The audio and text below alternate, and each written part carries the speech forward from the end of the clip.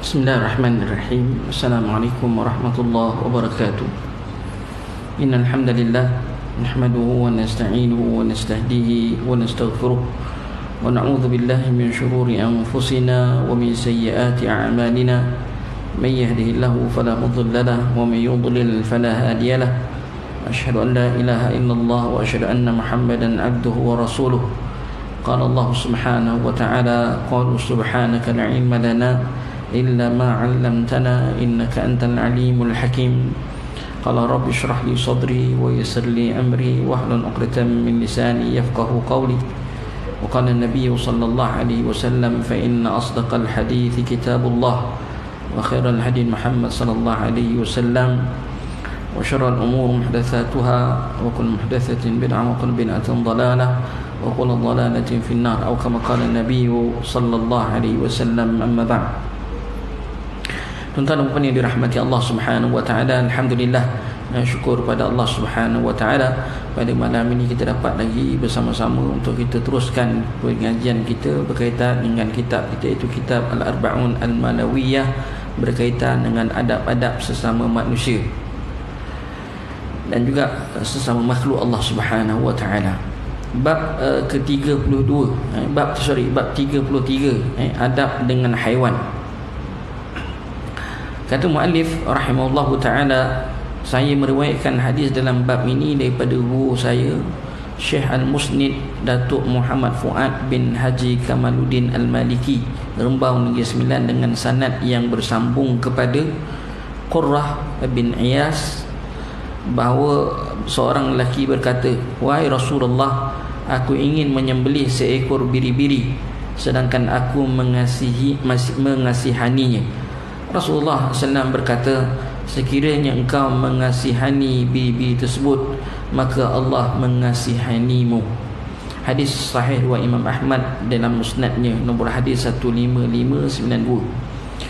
Abdullah bin Umar radhiyallahu anhu berkata, Rasulullah sallallahu alaihi wasallam, Abdullah bin Umar radhiyallahu anhuma berkata, Rasulullah SAW bersabda, seorang perempuan dimasukkan ke neraka kerana mengurung seekor kucing tanpa memberi kucing tersebut makan ataupun melepaskannya supaya ia dapat makan apa yang melata di bumi.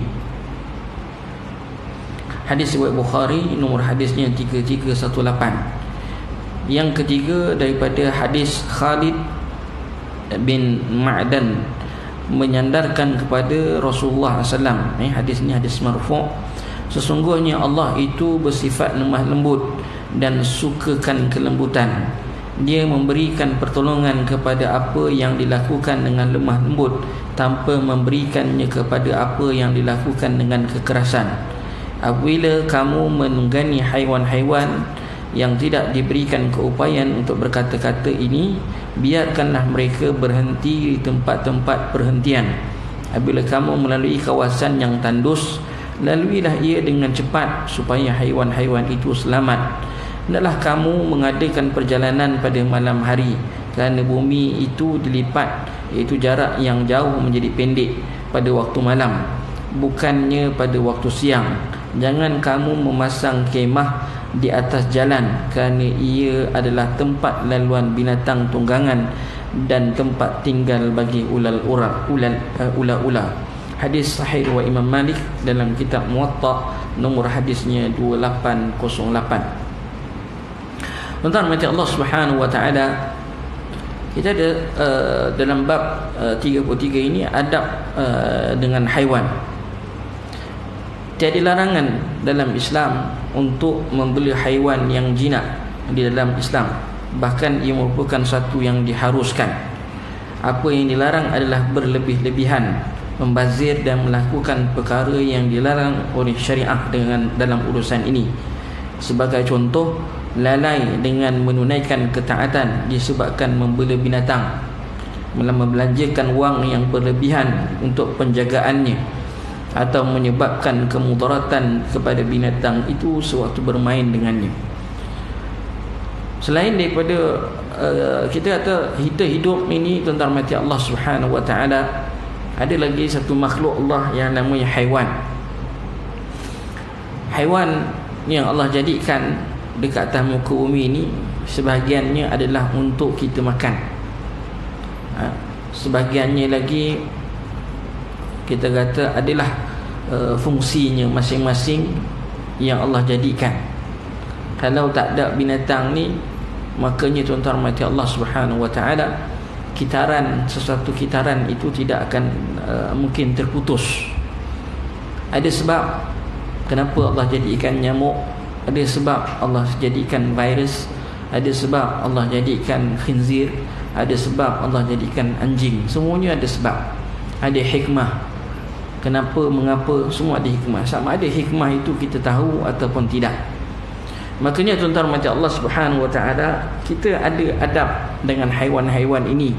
Walaupun haiwan tersebut haram dimakan, walaupun haiwan tersebut mati Allah haiwan yang haram kita ialah kita pegang. Kita pegang, maknanya tuan-tuan mati Allah Subhanahu najis. Sebab haiwan itu najis. Jadi kita kata walaupun keadaannya begitu, tetapi tidak bermakna kita tidak boleh beradab ataupun kita tidak ada adab dengan haiwan-haiwan tersebut. Kadang-kadang kita lihat orang dengan anjing, misal kata mereka nampak anjing, mereka baling, mereka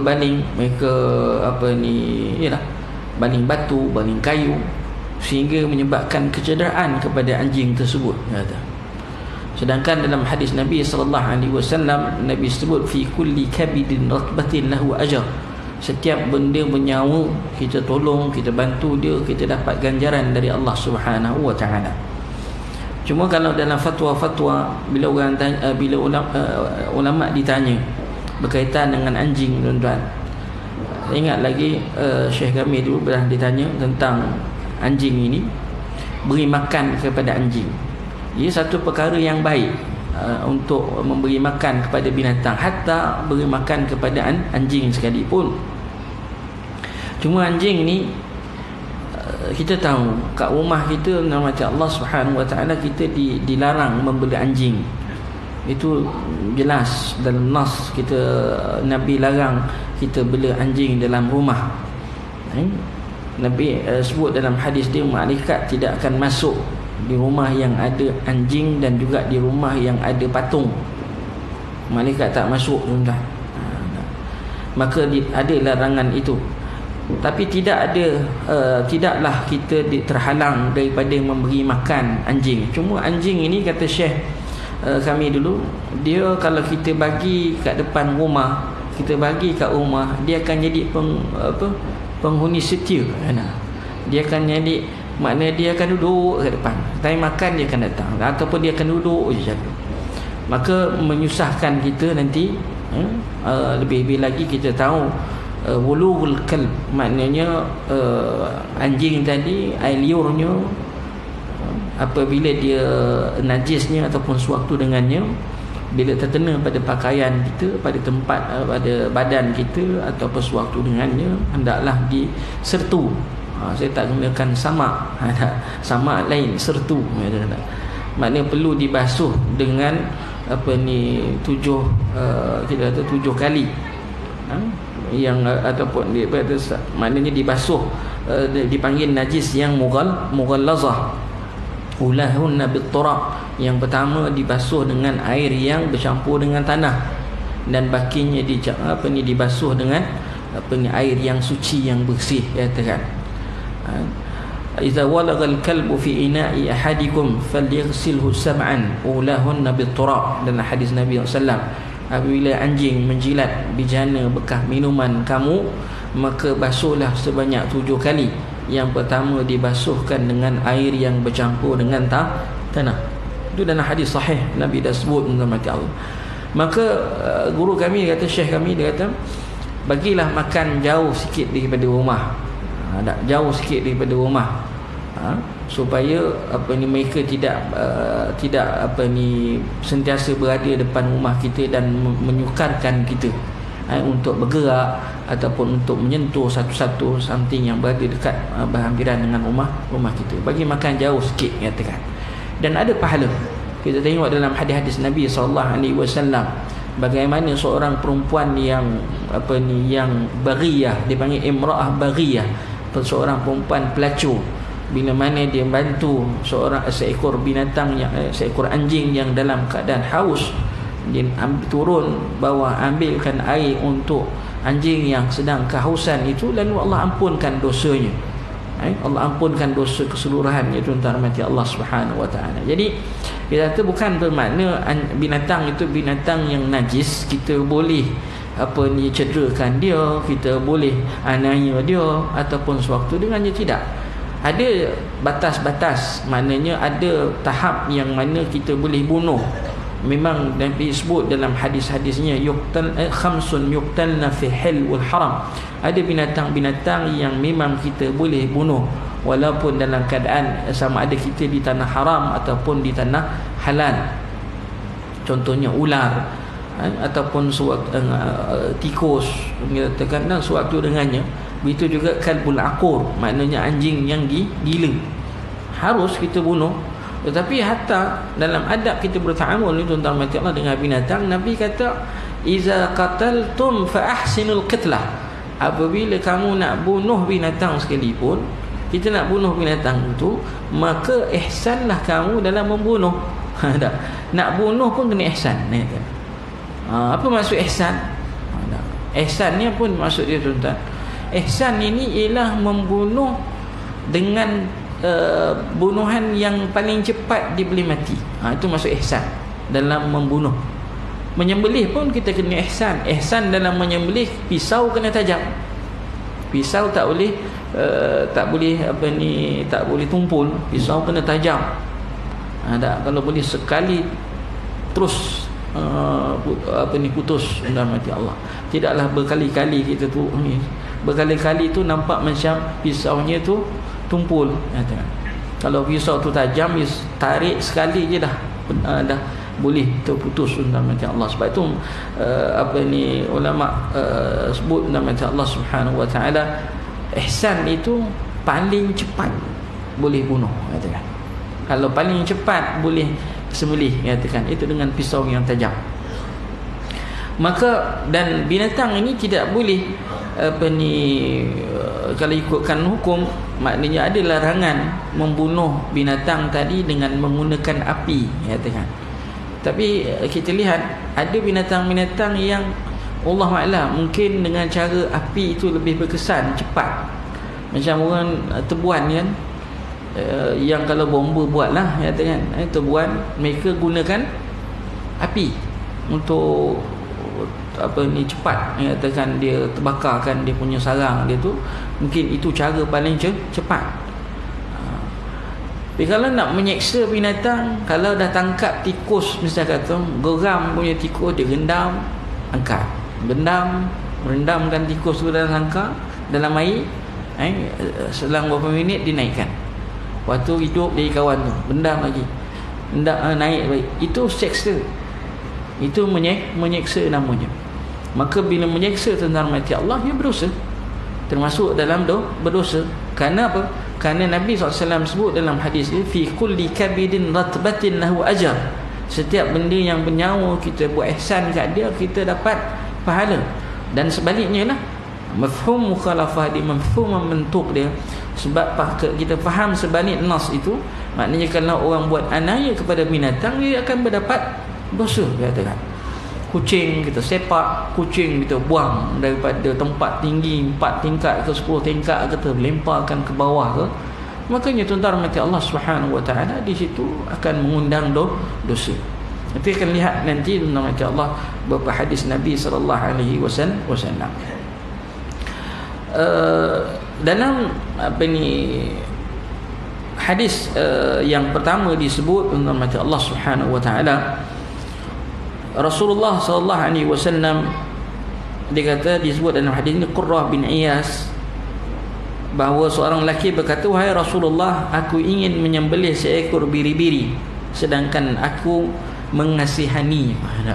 Ada orang dia suka dah binatang tu, dia tak nak, sayang Ustaz nak sembelih, tak sayang, katakan. Walaupun binatang itu boleh dimakan, Binatang tu boleh dimakan. Ya betul, kata Nabi Allah. Tapi setengah orang kalau dia dah sayang, dia tak boleh nak sembelih. Kalau nak sembelih pun dia suruh orang lain sembelih, dan dia pun tak sanggup nak makan. Ni katakan, sifat kasih sayang itu adalah satu perkara yang normal. Rasulullah SAW berkata, sekiranya engkau mengasihani biri-biri tersebut, maka Allah mengasihanimu. Ini bukan pada biri-biri saja, pada semua binatang, yang kita kasihan, yang kita sayang, macam Allah Subhanahu Wa Taala. Macam-macam orang ada. Hari ni orang bela kucing lah, yang makruf biasa kucing. Saya baru ni student saya, dia bela apa nama laba-laba. Laba-laba. Saya kata, awak ni tak ada binatang lain nak bela ke? Dia beli laba-laba. Laba-laba tu dia beli mahal tu, bukan murah. Dia beli anak sekarang dah besar dah, Ustaz. Dia beli besar lagi, dia kata. Dibawa sampai ke kelas, dia bawa. Kata, awak bawa pergi kelas buat apa? Kata, dia tak boleh kena tinggal, nanti dia lari. So dia bawa ke kelas, dia kata. Saya pegang, memang jinak. Laba-laba tu jinak, macam Allah Subhanallah. Dan ada orang bela macam-macam jenis binatang.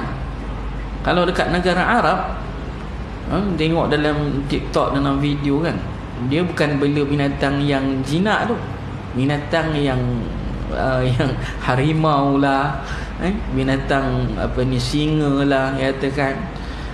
Kita tengok ini satu hari, kalau silap hari bulan kena ngap, kata nah, ya tak.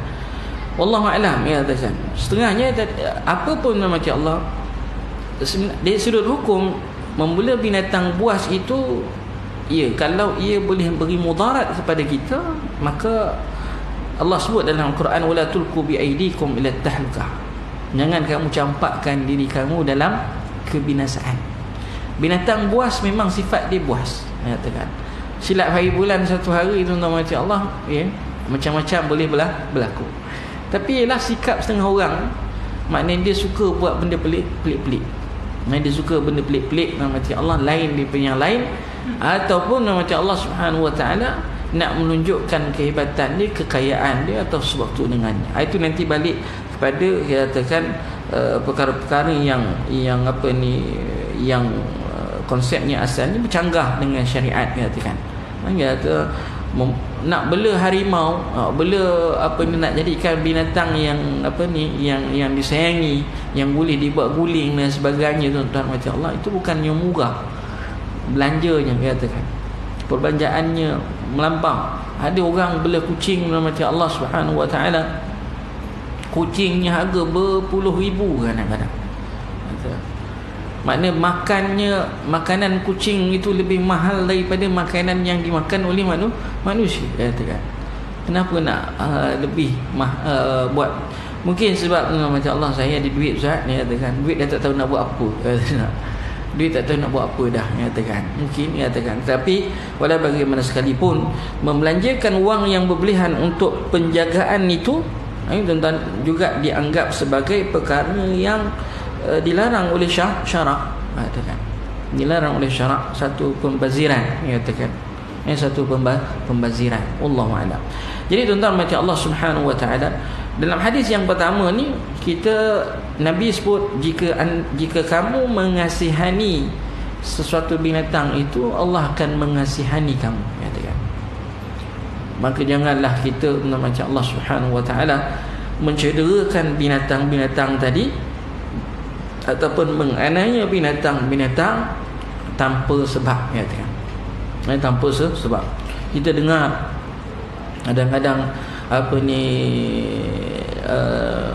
lembu orang kena racun, kambing orang kena racun, tapi itu sebab apa? Sebab owner tu sendirilah main lepas.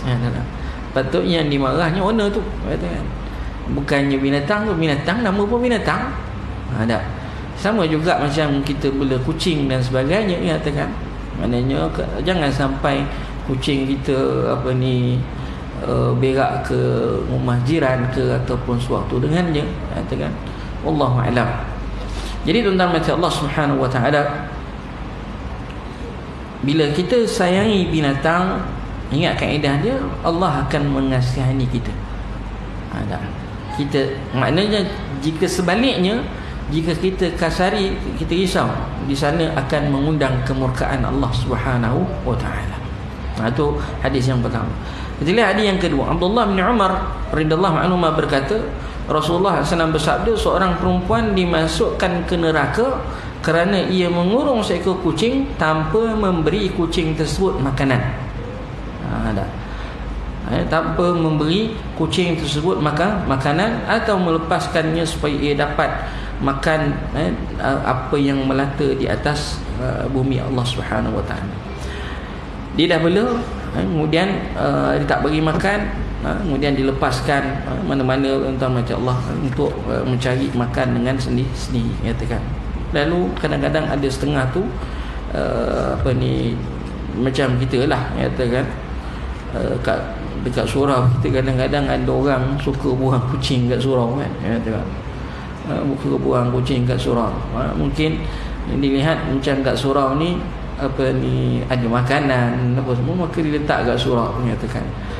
Dia tak tahu kalau kat surau ni najisnya kencing beraknya katakan semuanya tadi najis katakan.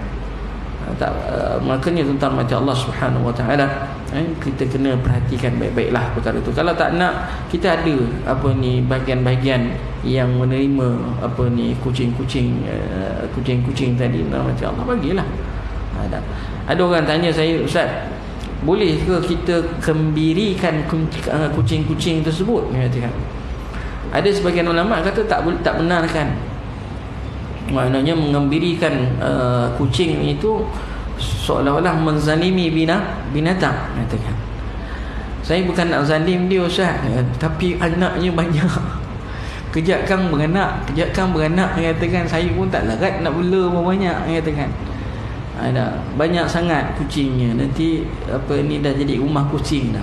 Saya pernah tengok dekat Shah Alam ada satu kedai Cina, dia jual dekat section 2 tu, dia jual peralatan alat tulis ni.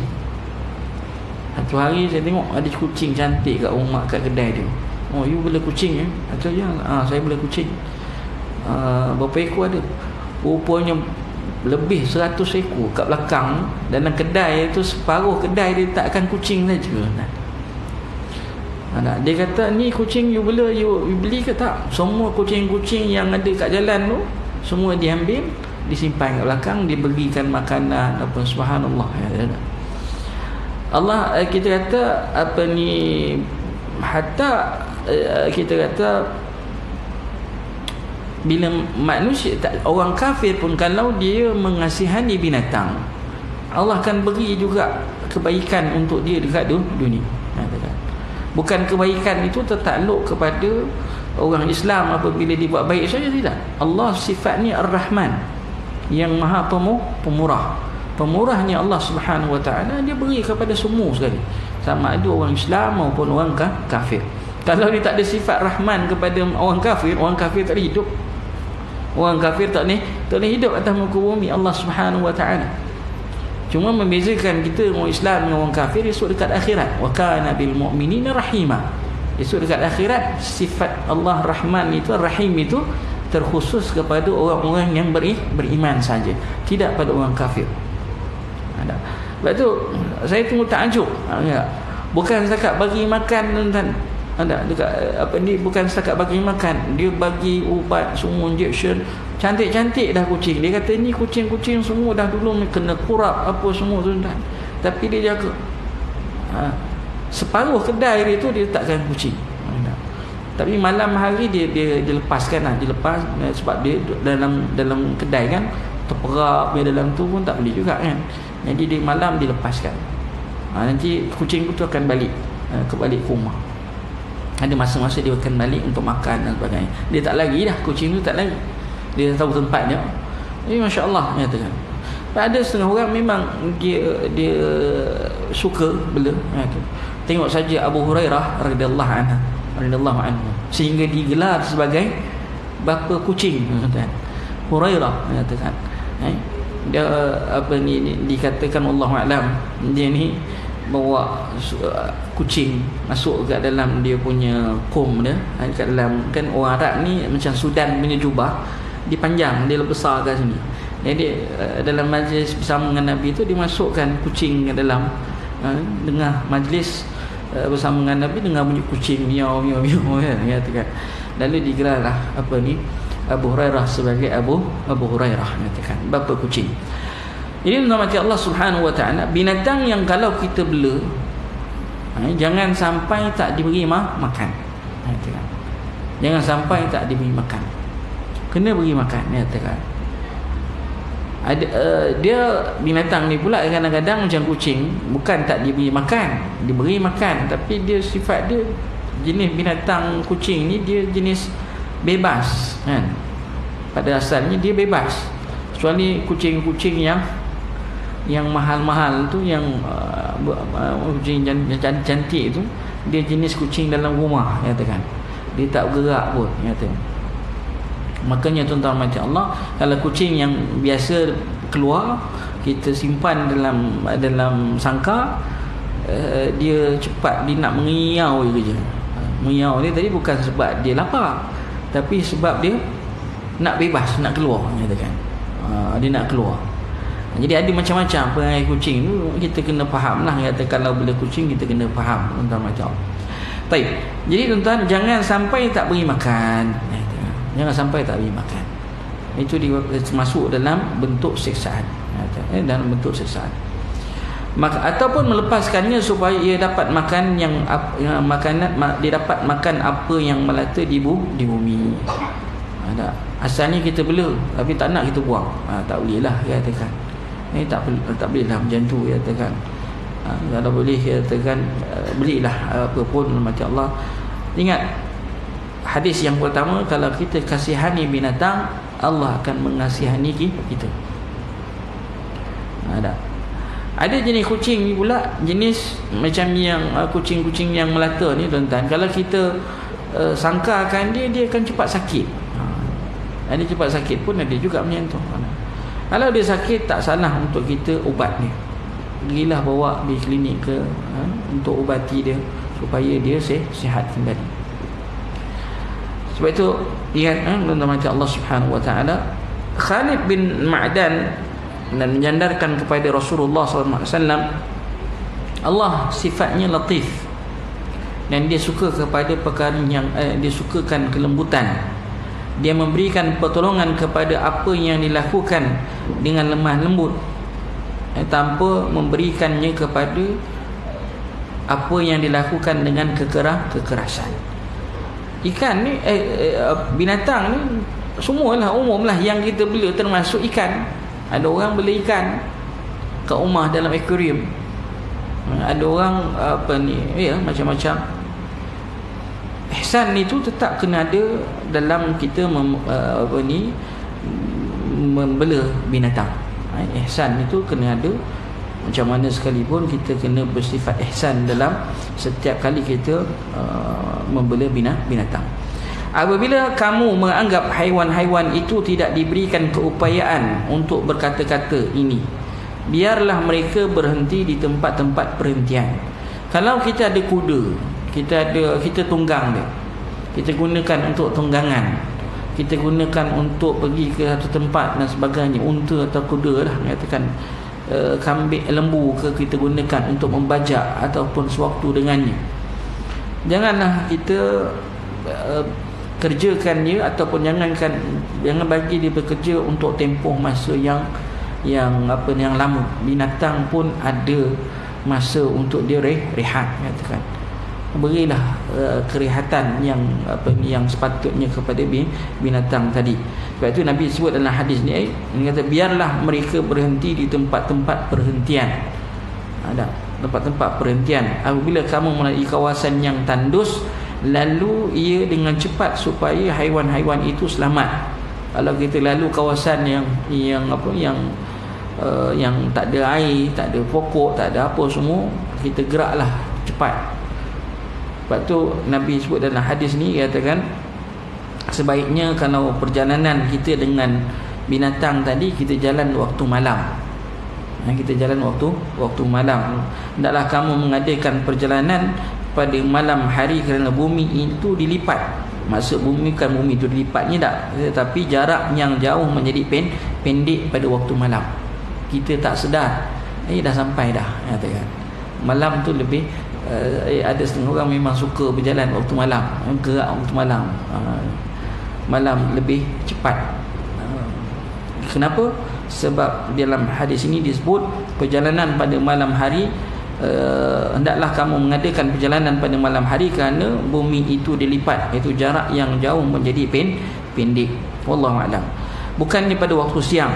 Janganlah kamu memasang kemah di atas jalan kerana ia adalah tempat laluan binatang tunggangan dan tempat tinggal bagi ular-ular. Kita kalau buat kemah ke apa ke, jangan dah kita buat tempat laluan binatang di atas jalan. Laluan binatang, sebab binatang ni ada tempat laluan dia, katakan.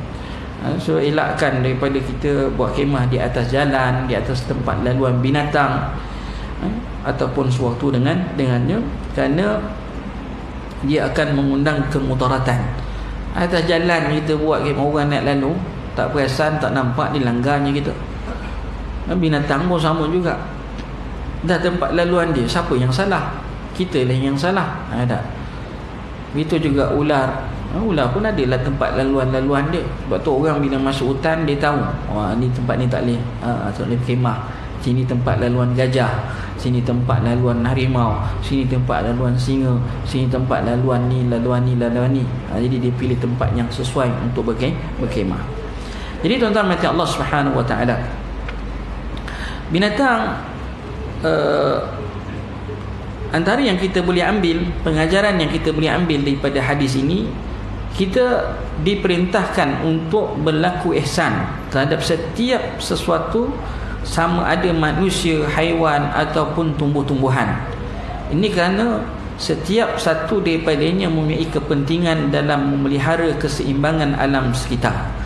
Namun kita juga dituntut untuk berpada-pada dalam melakukannya. Seperti contoh, nyawa manusia adalah lebih utama daripada nyawa haiwan, dan nyawa haiwan tertentu adalah lebih utama daripada haiwan-haiwan yang lain. Terlalu dipanggil apa yang hak, bukan hak asasi, apa namanya satu, yang pertubuhan yang melindungi haiwan ni apa? Ada kan? Apa ni? Dia seolah-olah melindungi haiwan itu lebih daripada manusia. Jadi itu tak boleh lah. Sebab walau macam mana sekalipun, menyatakan kedudukan manusia itu lebih utama berbanding dengan haiwan, menyatakan lebih utama daripada haiwan. Dan begitu juga haiwan yang tertentu adalah lebih utama daripada haiwan-haiwan yang lain. Lebih utama daripada haiwan-haiwan yang lain. Adalah ranking-ranking dia, katakan. Yang kedua, Imam An-Nawawi rahimahullah ta'ala berkata, nafkah haiwan itu, iaitu makanan dan minumannya, adalah ditanggung oleh pemiliknya. Siapa yang membelanya, dialah yang menanggung. Dalam hadis Syarah Sahih Muslim. Oleh itu, pemilik haiwan itu berdosa sekiranya dia lalai daripada memberi haiwan peliharaannya makanan dan minuman, kerana dia sendiri yang mengurung haiwan itu sehingga dia tidak mampu mencari makanannya sendiri. Allahu a'lam. Yang ketiga, sebagai manusia, kita kadang-kadang ada sifat marah atau terlupa. Hadis tentang wanita yang dimasukkan ke dalam neraka itu menunjukkan bahawa wanita itu mengurung kucing itu kerana ingin menjaganya dan bukan ingin mengazabnya. Melihat pada tabiat wanita yang suka menjaga sesuatu, namun perbuatannya membawanya ke neraka kerana tidak memberi makanan dan minuman kepada kucing tersebut, sama ada secara sengaja ataupun tidak sengaja. Lepas tu orang tua dulu, kalau tuan-tuan perasan lah, ya, mereka nak pergi haji je, nak pergi umrah ke, binatang belaan yang dibela, burung ke apa, dia akan lepaskan. Dia akan lepaskan apa semua. Kalau tak pun dia bagi ke orang untuk jaga, katakan. Bagi orang jaga. Itu antaranya lah, katakan. Baik. Kemudian dalam macam Allah Subhanahu wa taala dalam kita antara adab-adab juga termasuk adab-adab binatang yang yang ada disebut oleh para ulama. Kita dah sebut sebahagian tadi, ar-rahmah bil haiwan, kita mengasihani binatang. Yang kedua tentang macam Allah Subhanahu wa taala tidak menganiaya binatang, tambahan lagi, ataupun tidak memukul ataupun mengazab binatang-binatang tersebut. Disebut dalam antaranya mengazab. Nabi larang sebenarnya kita mengazab binatang dengan api. Contohnya dalam hadis Nabi sallallahu alaihi wasallam, satu hari Nabi telah melihat, faqad ra'a Rasulullah sallallahu alaihi wasallam qaryatun namil. Nabi satu hari Nabi lihat satu kampung kampung namal, semut, telah dibakar oleh sahabat. Faqala man harraka hadhihi.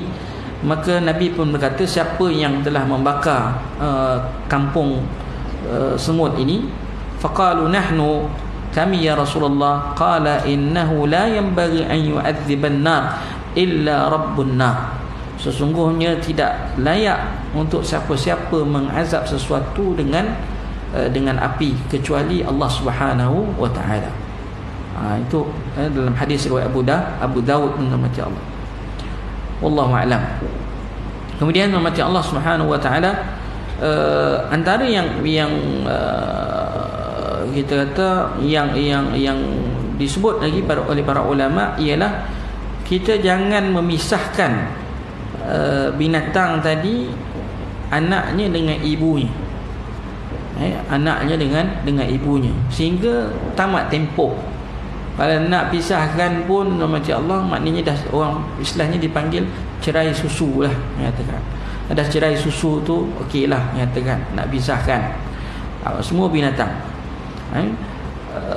Macam anak burung dengan ibunya, kucing dengan anak kucing, katakan binatang, semua binatang lah yang ada anaknya tuan-tuan mati Allah Subhanahu wa taala. Dalam satu hadis Nabi sallallahu alaihi wasallam dalam satu musafir bersama dengan para sahabat, fawajada sahabah humrah. Sahabat terjumpa satu binatang macam burung kecil lah, katakan wa ma'aha farkhan saghiran, dan dia ada sayap tapi sayap kecil je, belum boleh terbang lah. Fa akhadhu farqiyaha faja'at al-humra ila makan as-sahabah wa akhadhat turaffifu bi janahi bi shiddah ka'annaha tashtaki ilayhi. Fa fahima an-nabiy sallallahu alaihi wasallam, Nabi kita kata nampak adalah ibu burung tu datang, dan Nabi faham yang mana ibu burung tu nakkan anaknya tadi. Kemudian itu faqala man fajja'a hadhihi biwaladiha ruddu waladaha ilaiha. Kata Nabi SAW, kembalikanlah anaknya tadi kepada ibunya, katakan. Makanya tuan-tuan macam Allah Subhanahu wa taala, itu yang sepatutnya. Kemudian orang Islam tidak sepatutnya menyembelih haiwan kecuali memang tujuan dia nak makan. Jangan la yadhbahal haiwan, jangan dia sembelih haiwan-haiwan yang boleh dimakan tapi untuk dia buang, katakan. Maka di situ ada pembaziran. Ada pembaziran. Begitu juga jangan dia yastad, maknanya jangan dia memburu binatang. Jangan buru binatang, jangan ditangkap, pergi tangkap ikan banyak dapat, lepas tu dibuang je, dia tak makan. Ada setengah orang perangai ni macam tu, dia suka mancing je, dia suka tangkap je.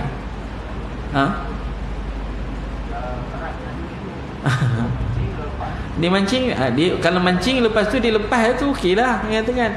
Tapi kalau lepas dia mancing, macam Allah, dia mancing lepas tu dapat, banyak sangat ikan yang dia dapat, dia buang lah. Tak? Dia buang. Itu tak betul lah, kata kan. Kalau nak dah dapat banyak ikan tu, kalau tak nak, kalau daripada dia buang, baiklah dia sedekahkan ikan-ikan tersebut kepada orang yang memerlukan, katakan. Tak? Itu lebih baik. Dan dalam macam Allah Subhanahu wa taala, kita larangan, antara larangan yang ada ialah adamut tamthil bil haiwan. Kemudian di sini macam Allah, Nabi kata man massala bi haiwan fa alaihi la'natullah wal malaikatu wan nas ajma'in.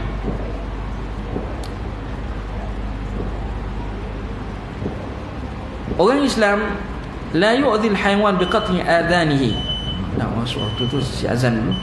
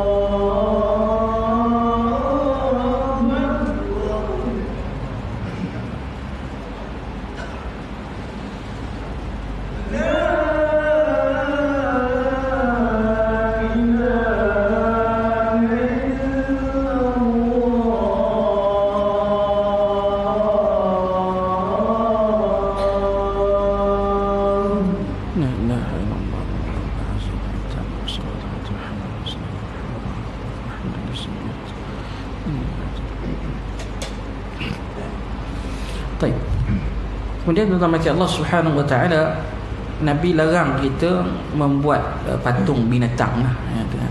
Patung binatang ni kita termasuk tamthil. Tamthil ni kita jadikan patung binatang-binatang. Ni kadang-kadang kat rumah kita tu kadang-kadang ada patung-patung.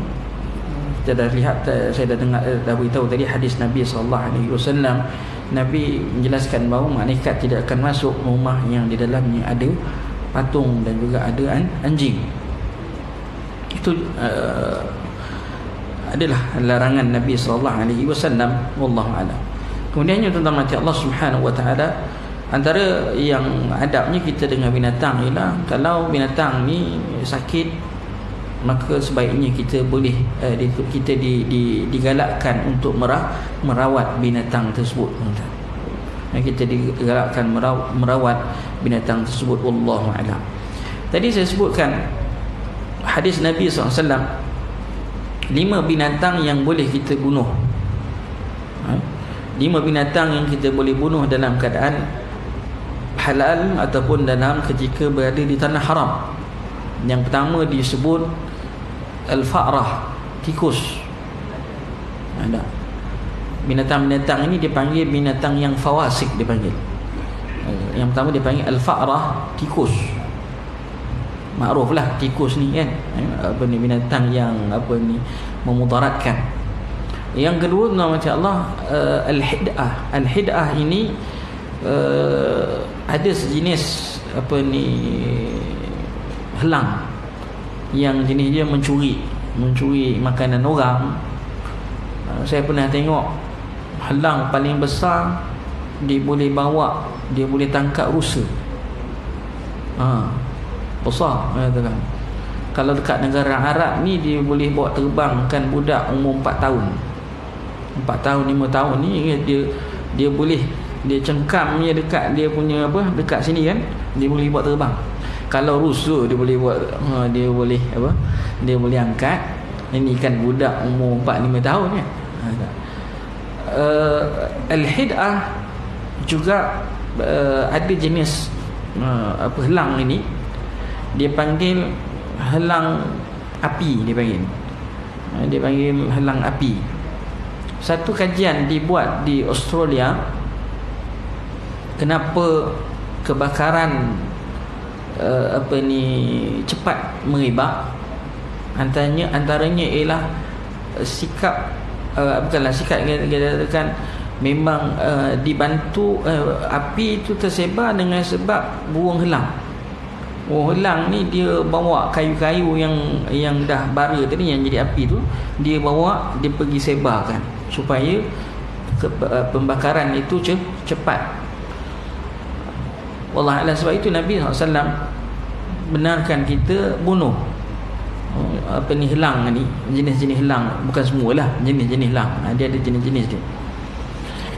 Dan kemudian tuan-tuan rahmati Allah, kalajengking, al-aqrab, kalajengking itu dia suruh bunuh.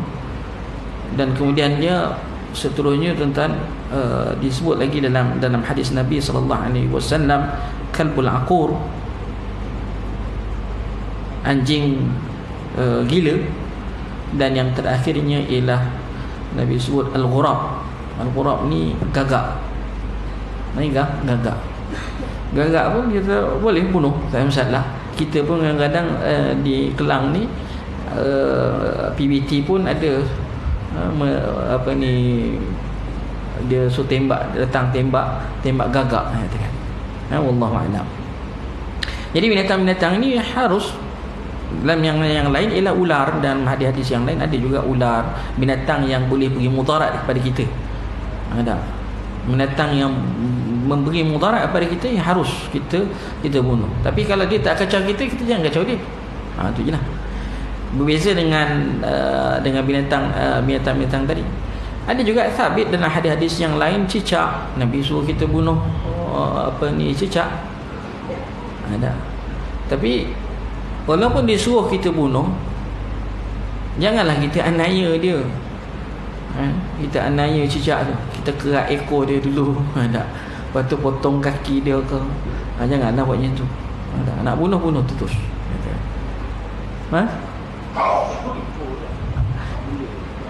Ekor jenis cicak, Allahu a'lam. Ada orang bela ke jenis cicak? Cicak ekor, tokek. Tokek Allahu a'lam. Adakah itu jenis cicak yang bukan hidup kat rumah, yang disuruh kita bunuh tu cicak yang jenis yang yang di rumah kita tu. Tapi wallahu a'lam, saya tak berani kata adakah itu termasuk dalam ni. Tetapi cicak itu adalah jenis, dia salah satu daripada jenis cicak, dan dia tak hidup kat rumah. Dia hidup kat rumah tak kan? Dia banyak dekat hutan pun. Ada kat rumah? Ada. Orang bela kat rumah, tapi dia bukan hidupnya asalnya dekat rumah, bukan kan? Dia hidup dalam hutan. Orang ambil bela kat rumah. Saya biasa jumpa cicak tu dekat hutan, tak jumpa dekat kalau dalam kebun selalu ada kata. Kalau rumah kat kebun selalu ada lah. Tapi bukan kerana dia duduk kat rumah, sebab rumah tu kat dalam kebun kan. Wallahu a'lam. Apapun nama Allah Subhanahu wa taala, ya cicak kita kata harus kita bunuh kata kan. Walaupun disuruh kita, dibolehkan kita bunuh, tetapi kita perlulah berlaku ihsan. Berlaku ihsan. Wallahu a'lam. Termasuk juga nama Allah Subhanahu wa taala nyamuk ataupun sesuatu dengannya. Lalat. Kalau kita adab kita dengan lalat, tuan-tuan. Lalat kalau dia masuk dalam bekas minuman kita celupkan dan kita buang dia, air itu boleh diminum. Jangan dibuang air itu. Tapi orang kita ni, dia lalat dah masuk dalam air, dibuang air itu. Ialah kita tak merasakan air tu tak ada kat rumah. Kan? Kita kat Malaysia ni dengan hidup dengan air yang sentiasa ada. Kan? Kalau kita hidup dekat negara yang memang itu je air yang ada, kan? Maka di situ dah ada satu pembaziran. So Nabi SAW idza waqa'a adh-dhubabu fi ina'i aw fi ina'i ahadikum, Nabi kata apabila dhubab ataupun lalat masuk dalam minuman kamu, hendaklah kamu tenggelamkan dia, katakan. Dalam riwayat yang lain, kebiasaannya lalat ni dia ada dua sayap, katakan. Dia akan landing dulu kalau dia nak jatuh dalam air tu, dia akan landing kepaknya yang ada racun. Sebab dia kepak dia ada dua, kiri dan kanan. Saya tak pasti yang mana ada racun, yang mana ada penawar. Tapi bila dia landing kat dalam air tu, dia akan landing yang racun. Sebab itu Nabi suruh kita tenggelamkan lalat tu, dan kemudiannya dibuang, dan boleh diminum air tersebut. Boleh diminum air tersebut. Wallahu a'lam. Wallahu a'lam. Itu adab-adab kita dengan binatang-binatang tadilah. Wallahu a'lam. Mudah-mudahan sikit pencerahan tentang adab kita bersama dengan haiwan-haiwan ni tadi. Berilah sikit faedah penjelasan untuk kita mengasihani binatang dan ihsan terhadap binatang. Lepas ni kita akan lihat adab dengan ular pula, dengan anjing hitam. Anjing hitam ni syaitan, kalbul aswad, dia panggil anjing hitam, katakan. Itu juga ular.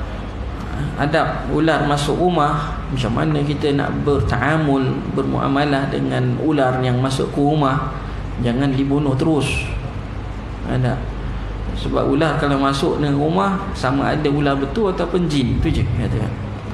Sebab tu Nabi suruh kita beri arahan kepada ular tadi supaya mereka keluar. Kalau mereka itu adalah jin, sila keluar. Ada.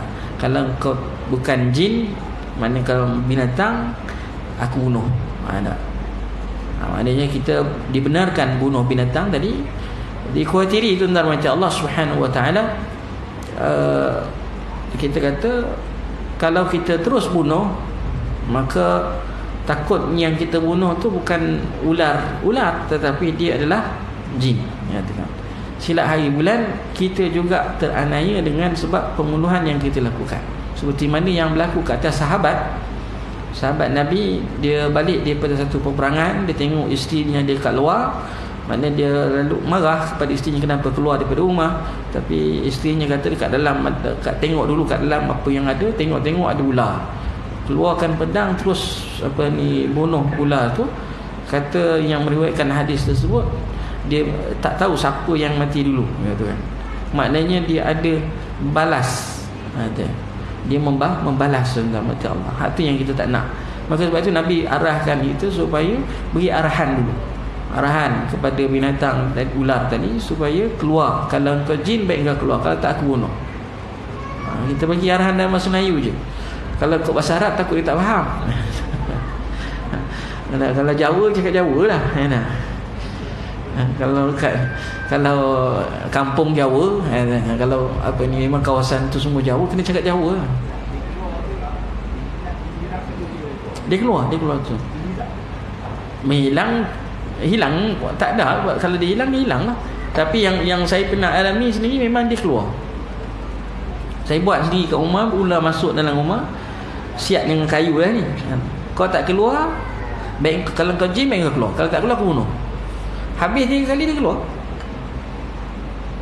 Lepas 3 kali yang ketiga tu, dia keluar. Kalau dia stay lagi kat dalam rumah, maknanya dia binatang.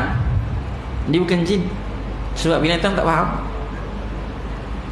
Binatang tak faham bahasa kita cakap. Kalau dia jin, dia faham. Itu cara dia katakan kalau kat rumah katakan binatang.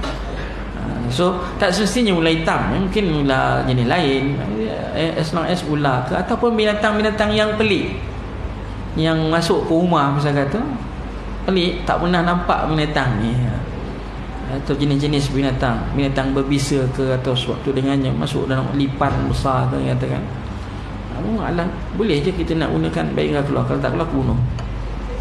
Lepas 3 kali tak keluar, kita bunuh. Harus kita bunuh. Wallahu a'lam. Jadi itu setakat itu saja tentang macam Allah yang sempat saya kongsikan. Kita akhiri dengan bacaan tasbih kafarah. Subhanakallahumma bihamdika, asyhadu an la ilaha illa anta, wa astaghfiruka wa atubu ilaik. Assalamualaikum warahmatullahi wabarakatuh.